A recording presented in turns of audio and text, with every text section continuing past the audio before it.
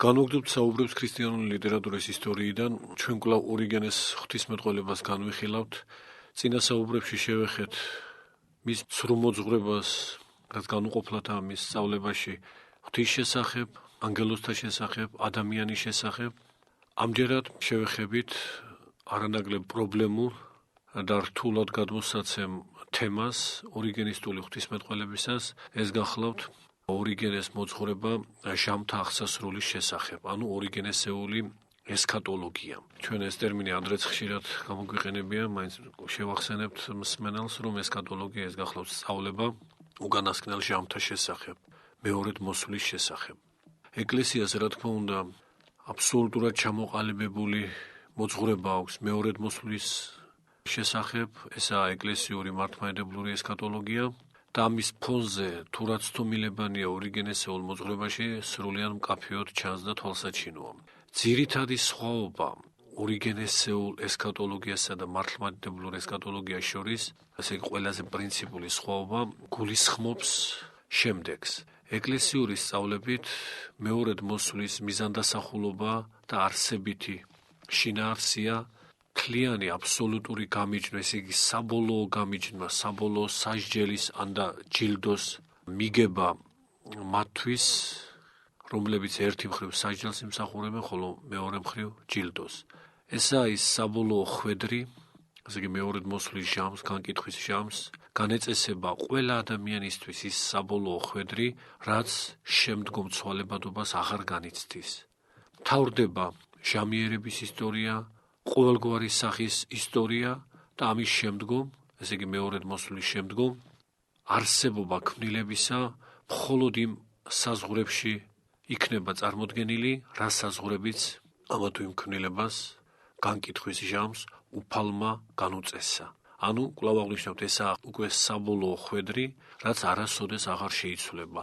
არც მართალნი დაეცემიან სათასასუფებლიდან, არც წარწყმედილნი, რომლებიც ჯოჯოხეთში მკვიდრობენ, ეღირსებიან საუკუნო ცეცხლისგან თავის დაღწევას. ამრიგად ეკლესიური სწავლებით, ეკლესიური ესქატოლოგიით, როგორც მარადიულობაა ცხონებაში მეორედ მოსვლის შემდეგ და მარადიული სულიერი ტკბობაა იმ ზეციური სიკეთით, რაც დაიმსახურეს წმინდანებმა და არსება ამ სიკეთისა და ამ საზღაურისა გულისხმობს თვით მაცხოვართან განუყოფელ თანამკვიდრობას და როგორც ეს თანამკვიდრობა და ეს უდიდესი ნეტარებაა მარადიული, ასევე მეორე მხრივ ეკლესიური სწავლებით მარადიულია განშორებაც ღვთისგან მათთვის, რომლებმაც ნეფსით განაშორეს საკუთარი თავი მაცხოვარს.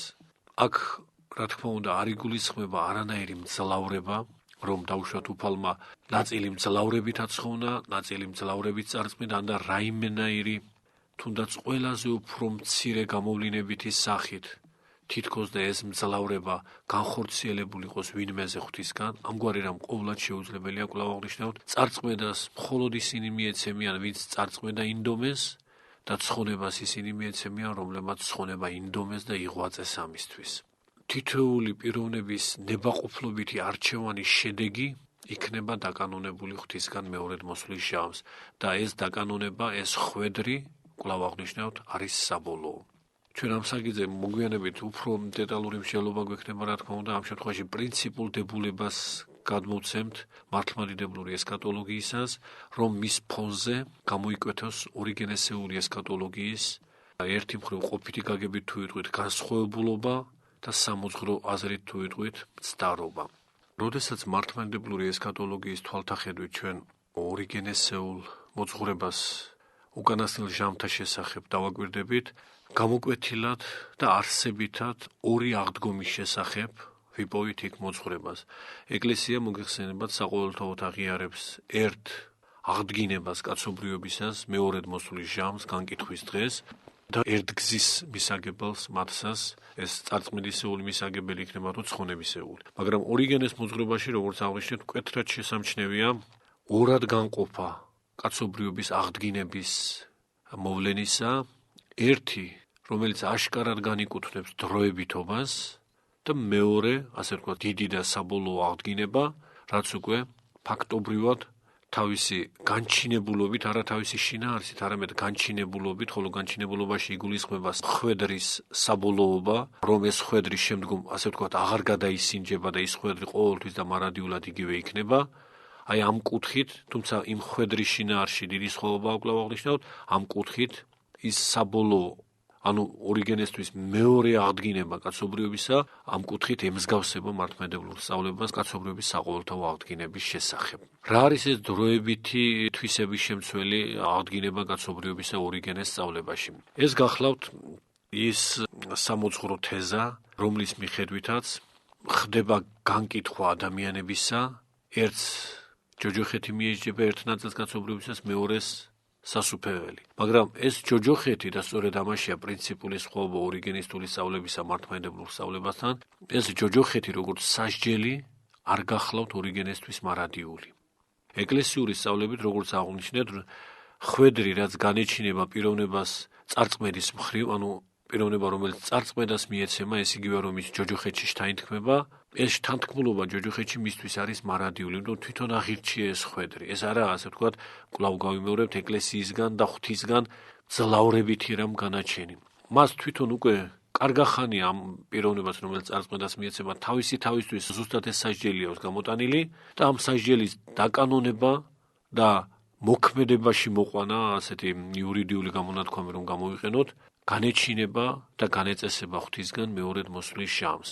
ამას ჩვენ კიდევ განმარტავთ, მაგრამ უბრალოდ ამ შემთხვევაში მდებულებაზე ხაზგასმა გვინდა, რომ ეკლესიური სწავლებით ის სასჯელი, რაც წარწმედის ქვეშ მყოფ პირებს მიეცემათ, კერძოდ ჯოჯოხეთში მათი დანთქმულობა, მარადიულია, შეუძრავი და უცვლელი. ხოლო ორიგენესეული მოძღვრების მიხედვით ჯოჯოხეთში ამა თუ იმ პირის დამკვიდრება არ არის მარადიული და თვით ჯოჯოხეთიც ორიგენესთვის არის დროებითი მოვლენა. ორიგენე ჯოჯოხეთს უფრო იგებს არა როგორც მარადიული სასჯელის აღსრულების ადგილს, არამედ დროებითი სასჯელის აღსრულების ადგილს, როგორც იმგვარ საპატიმროს, რაც გარკვეული ვადით მიესაჯა ამა თუ იმ პიროვნებას. ანუ ჯოჯოხეთის დანიშნულება ორიგენესთვის ფაქტობრივად იგივეა, ჩვენ აქ შეგვიძლია ძალიან ხელშესახები პარალელი გავავლოთ, ფაქტობრივად იგივეა, რაც არის განსაწმენდელი კათოლიკური მოძღვრებისათვის. განსაწმენდელის კათოლიკური მოძღვრების მიხედვით არის ტანჯვის ადგილი, ის არა ნეტარების ადგილი, იქ ცეცხლია. მაგრამ დანიშნულება ამ განსაწმენდელისა კათოლიკურ მოძღვრებაში მარადიული ჯოჯოხეთისგან განსხვავებით, რასაც ისინიც აღიარებენ და სხვაობა მათი ესე კათოლიკებისა მხოლოდ ისაა, რომ გარდა მარადიული ჯოჯოხეთისა და მარადიული ცხონებისა შუალედურ განსაწმენდელისეულ ადგილსაც გამოჰყოფენ. აი ეს განსაწმენდელი კათოლიკური მოძღვრების მიხედვით მართალია ტანჯვის ადგილია, მაგრამ არა მხოლოდ თვითმიზნურად ტანჯვის, არამედ ამ ტანჯვას მათი გაგებით და მათი აზრით სასიკეთო და კეთილის მყოფელი შედეგი აქვს, რომ ვინც განსაწმენდელში მოხვდება, ის მართალია ტანჯვაში იქნება გარკვეული პერიოდის მანძილზე, მაგრამ ამ პერიოდის გავლის შემდეგ განიწმინდება და ცხონებაში დამკვიდრდება. ამიტომ ეწოდება მას განსაწმენდელი. სხვაგვარად რომ ვთქვათ, ვინც კი ამ განსაწმენდელში პურგატორიუმში მოხვდება, ის აუცილებლად საბოლოოდ ცხონებას ეზიარება. არ ხდება ისე, რომ განსაწმენდელში მოხვედრილი კიდევ უფრო დამძიმდეს სოდვებით და მარადიულ ჯოჯოხეთში წავიდეს. კათოლიკური მოძღვრებით ეს არ ხდება. განსაწმენდელი მათთვის არის მხოლოდ დროებითი ადგილი და მხოლოდ იმ პირთათვის და იმ სულთათვის, რომლებიც მარადიული წარწმედის ღირსნი არ არიან, მაგრამ არც ცხონების ღირსნი არ არიან და ამიტომ მიდიან ისეთ ადგილას, სადაც გამოვლენილი ცეცხლი განწმენს მათ. ეკლესიისთვის, მართლმადიდებლობისთვის ჩვენ ამაზე ადრე თქვენდა მსჯელობა, ეს სწავლება კათოლიკური მიუღებელია, იმიტომ რომ ადამიანის განწმენდის საფუძველი გამოდის ობიექტური რეალობა, არა მისი სუბიექტური შინაგანი მდგომარეობა, არა პიროვნულად მისი ნება და ამ ნების შესაბამისი ქმედება და ღვაწლი, არამედ რაღაც გარეგანი მოვლენა, ამ შემთხვევაში განსაწმენდელი ცეცხლი. სხვაგვარად რომ ვთქვათ, ვინც ამ პურგატორიუმში მოხვდება, მას უნდა თუ არა უეჭველად განიწმინდება. ეს ცეცხლია გამწმენდელი და არა მისი პიროვნული არჩევანი. ამიტომაა ეკლესიური სწავლებისთვის, მართლმადიდებლობისთვის კათოლიკური დოგმატი განსაწმენდელის შესახებ სრულიად მიუღებელი, რადგანაც მთელი საეკლესიო მოძღვრება ეფუძნება სწორედ იმ დებულებას, რომ გამოხსნის საფუძველია პიროვნული ნება, ისევ როგორც სხვათაშორის წარწმენისა. პიროვნული არჩევანი, პიროვნული ნება, ბუნებითი ნებელობის პიროვნული გამოხატულება, რომ რას ავირჩევთ, რომელ გზას ავირჩევთ ჩვენ, ნებაყოფლობით დავწინაურდებით ღვთისკენ, თუ ნებაყოფლობით განვეყენებით ღმერთს, გავემიჯნებით მას, ამას ეფუძნება ეკლესიური სწავლება ცხონებისა და წარწმენის შესახებ. და თუ ეს საფუძველი მოიშალა, მაშინ ცხონებაც დაუკავშირებელი აღმოჩნდება ადამიანს, ესე იგი ადამიანის პიროვნულ ნებას თუ არ უკავშირდება ცხონება და გადამწყვეტი სწორედ პიროვნული ნება არ არის, მაშინ ეს მექანიკური პროცესი გამოდის, ამა თუ იმ პიროვნებას შეუძლია ცხონდეს მიუხედავად იმისა, მას უნდა თუ არა ეს და ესა თუ ის პიროვნება შეიძლება წარწმდეს მიუხედავად იმისა, უნდა თუ არა მას ეს. აი ამის შესაძლებლობას ხსნის პურგატორიუმის დაშვება, რადგანაც როგორც აღნიშნეთ, პურგატორიუმში მოხვედრილი პიროვნება, რომელიც ცოდვილია, მიუხედავად მისი ნებაყოფლობითი არჩევანისა, ის იმ ცეცხლის მიერ, ანუ გარეგანი მოვლენის მიერ, ეს არა მისი შინაგანი მდგომარეობის გამოხატულება, იმ გარეგანი მოვლენისა და გარეგანი ფაქტორის მიერ განიწმინდება. ანუ პიროვნულობა ცხონებისა აქ უკვე ფაქტობრივად გაუქმებულია. დაახლოებით ამ პურგატორიუმის დონეზე არის დაშვებული ორიგენესთან ზოგადად ჯოჯოხეთი. სხვაგვარად რომ ვთქვათ, კათოლიკურ სწავლებასა და ორიგენისტულ სწავლებას შორის ჯოჯოხეთის შესახებ სხვაობა ისაა, რომ ორიგენე არ აღიარებს და არ იღებს კათოლიკური მოძღვრების იმ ნაწილს, რაც მარადიულ ჯოჯოხეთს გულისხმობს. როგორც აღნიშნეთ, კათოლიკეები, რა თქმა უნდა, მარადიულ ჯოჯოხეთს თავისთავად ცხადი აღიარებენ, მარადიული წარწმენის ადგილს. აი ამას არ აღიარებს ორიგენე, აღიარებს მხოლოდ პურგატორიუმს და აი ეს პურგატორიუმია ორიგენესთვის ჯოჯოხეთი. ამის იქეთ უფრო, ასე ვთქვათ, გამკაცრებულ სინამდვილეში ორიგენე აღარ ეშვება, უფრო ქვევითკენ, უფრო ქვესკნელისკენ, მისთვის პურგატორიუმი არის მთელი ჯოჯოხეთი. მაგრამ რა თქმა უნდა, არა აბსოლუტურად იმ გაგებით, როგორც ეს კათოლიკეებთანა. ჩვენ ამ შემთხვევაში პარალელს ვავლებთ, რომ ორიგენესთვის იმგვარადვე დროებითია ჯოჯოხეთი, როგორც კათოლიკეებისთვის დროებითია პურგატორიუმი. შედეგიც ერთი და იგივეა, ორიგენესთვის ჯოჯოხეთი არის ტანჯვისა და დასჯის ადგილი იმდენად, რამდენადაც გარკვეულ ჟამს ეს ტანჯვა დაბოლოვდება და ამ სატანჯველს გავლილი პიროვნება ბოლოს ცხონებული იქნება. ესე იგი, მიზანდასახულობაც ორიგენესეული ჯოჯოხეთისა და კათოლიკური პურგატორიუმისა ერთი და იგივეა, რომ პიროვნება განწმინდოს ცხონებისათვის. ჯოჯოხეთის ტანჯვა ამ შემთხვევაში ორიგენესთან სწორედ ამ შედეგის მიღწევით უნდა დაბოლოვდეს და ლათინებთანაც პურგატორიუმის ცეცხლიც ამ შედეგით და ცეცხლის მიერი სატანჯველიც ამ შედეგით ბოლოვდება. აქ შეიძლება ერთი ასეთი სხვაობა დავიჭიროთ, რომ ორიგენე მკაცრ, ასე ვთქვათ, ვადას უწესებს ჯოჯოხეთს. მაშინ როცა პურგატორიუმის ვადა როგორც ასეთი, რა თქმა უნდა, დადგენილი არ არის, დადგენილია იმ გაგებით, რა გაგებითაც დადგენილია მეორედ მოსვლის ჟამი კათოლიკეთათვის. მეორედ მოსვლის შემდეგ პურგატორიუმის ცხადი აღარ იქნება არც ლათინთან.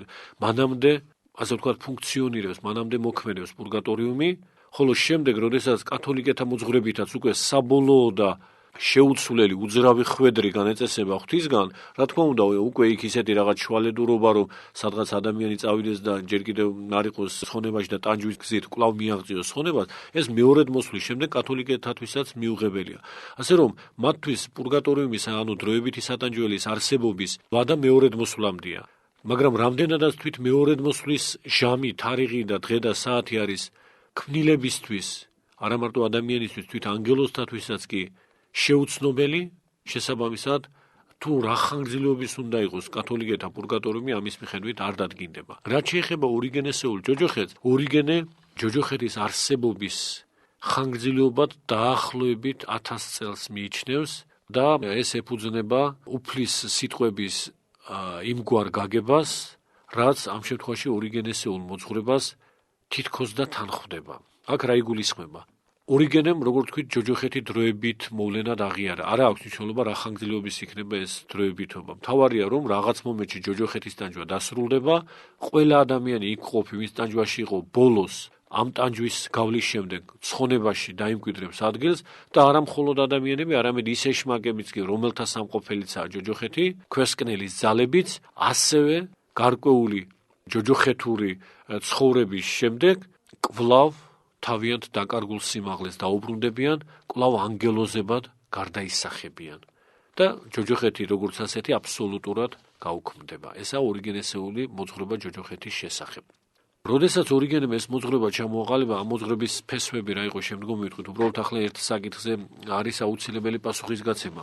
როდესაც მან ეს მოძღვრება ჩამოაყალიბა, რა თქმა უნდა, ჯერ ალბათ თვით საკუთარი თავის წინაშეც მას წამოეჭრებოდა კითხვა და ეჭვია სხვათაგანაც ეს კითხვა მის მიმართ აღიძვრებოდა, რომ თუ ასეთი დროებითია ჯოჯოხეთი და იქ ტანჯვა საერთოდ ჯოჯოხეთში, მას რატომაა რომ უფალი განაწესებს და წინასწარ ეუბნება იმ პირებს, რომლებიც წარწმენისთვის არიან გამზადებულნი, რომ წარვედით ჩემგან ცეცხლსამას საუკუნესა.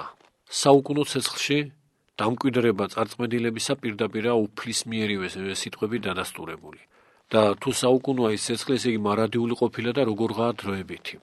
აქ ორიგენეს უაღრესად განვითარებულმა ლოგიკურმა აზროვნებამ უკარნახა კონტრარგუმენტი, ასე შეიძლება ითქვას, თავისთავად ობიექტურად ძალიან მახვილი, მაგრამ არსებითად და მოძღვრებითად, რა თქმა უნდა, პრინციპულად მცდარი. ეს არგუმენტი რა გახლავთ? ორიგენემ განსაკუთრებული ყურადღება მიაქცია და ჩვენ ადრე რამდენიმე სიტყვით ეს ვახსენეთ კიდეც, განსაკუთრებული ყურადღება მიაქცია სიტყვას საუკუნო, რაც არის ზედსართავის სახელი სიტყვისა, არსებითი სახელისა საუკუნე. ჩვეულებრივ ზედსართავი სახელი, რომელიც არსებით სახელს ეფუძნება, არსებითი სახელი შინაარს უცვლელად ინარჩუნებს, მაგრამ ამ შემთხვევაში ასეთი ვითარება ჩვენ არ გვაქვს. არსებითი სახელი საუკუნე არ ნიშნავს მარადიულობას, მარადისობას, იგი არის დროის გარკვეული მონაკვეთი, ციკლი წლების გარკვეული რიცხვისა, მაგალითად, ჩვენ შეგვიძლია ვთქვათ, რომ ერთი საუკუნეა ვთქვათ 532 წლიანი ქრონიკონული ციკლი, ერთი საუკუნეა ის 100 წლეული, რასაც შემდეგ ეს სახელწოდება, ესე იგი საუკუნე დაუმკვიდრდა კიდეც, ერთი საუკუნეა ვთქვათ 1000 წლეული, 10000 წლეული, რაღაც გარკვეული ჟამის ციკლი, პერიოდი. ესაა საუკუნე, მაგრამ მარადისობა და მუდმივობა და დაუბოლოებლობა ტერმინ საუკუნეში, რა თქმა უნდა, არ ჩაიდება, ისე როგორც ეს ქართული სიტყვა საუკუნე, მაგრამ მის ბერძნულ ეკვივალენტში აიონ, ანუ ეონი, ანდა ლათინური სეკულუმ და რუსული ვეკ. ვეკ არ ნიშნავს მარადისობას, ნიშნავს გარკვეულ რაოდენობას წლებისას, გარკვეულ ციკლს, შამისას, მაგრამ ზედსართავის სახელი ნაწარმოების საუკუნისგან, საუკუნო, რა თქმა უნდა, ყოველთვის მარადიულობის შინაარს იტევს, ისე როგორც თქვათ რუსული პარალელი რომ ავიღოთ ვეკ და ვეჩნი. ვეჩნი არის უკვე მარადიული ტერმინოლოგიურად შესატყვისი საუკუნოსი, ბერძნული აიონიოს, მაგრამ განსხვავებით იმ არსებითი სახელისგან, საუკუნისგან, საიდანაც ის მომდინარეობს, მას აქვს უკვე არა გარკვეული ციკლის გაგება, არამედ დაუბოლოებელი ჟამის. და ორიგენეს მახვილგონიურულობა ამ შემთხვევაში არსებითად მცდარი, მაგრამ გარეგნულად და ფორმალურად მისთვის მომგებიანი მახვილგონიულობა მდგომარეობდა იმაში, რომ მან ეს ზედსართავის სახელი გაუიგივა შინაარსითაც არსებით სახელს, რომ რატომ უნდა ვიგულისხმოთ ამ ზედსართავში, ამბობდა ორიგენე, მარადისობა. ეს ეფუძნება არსებით სახელს საუკუნე, ხოლო საუკუნე ნიშნავს გარკვეულ პერიოდს ჟამისას, და ზედსართავშიც ეს შენარჩუნებული უნდა იყოს. ესე იგი, თუ პირობითად ავიღებთ და მაგალითად ტერმინ საუკუნეში ჩვენ ვიგულისხმებთ 100 წლეულს, ან და 1000 წლეულს. როგორც 100 წლეულიდან ნაწარმოები, თქვათ ზედსართავული ფორმის სიტყვა 100 წლოვანი, ან და 1000 წლისგან ნაწარმოები 1000 წლოვანი არ გულისხმობს მარადიულს და კონკრეტულ ჟამიერებას გულისხმობს. ისიც ასე გაიგო სწორედ ორიგენე, რომ საუკუნე თქვათ 1000 წლის აღმნიშნელი, ხოლო საუკუნო 1000 წლოვანის აღმნიშნელი და არა მარადიულის. ამიტომ ამბობს რა უფალი, რომ წარვედით ცეცხლსამას საუკუნოსა, ეს ორიგენეს ესმის ასე წადით 1000 წლოვან ცეცხლში. ხოლო 1000 წლის შემდეგ ჯოჯოხეთი ორიგენესთვის დასრულდება და ყველანი იქ მკვიდრნი ადამიანების და ეშმაკებიც მისი მცდარი მოძღვრებით გამოიხსნებიან, ცხონებაში დამკვიდრდებიან. მაგრამ რა სირთულეები ახლავს ორიგენეს ამ დებულებას და საიდან უნდა მომდინარეობდეს მის მოძღვრებაში ასეთი გაგება ესქატოლოგიისა, ამაზე ჩვენ შემდგომ საუბარში ვისაუბრებთ. მადლობთ ყურადღებისათვის.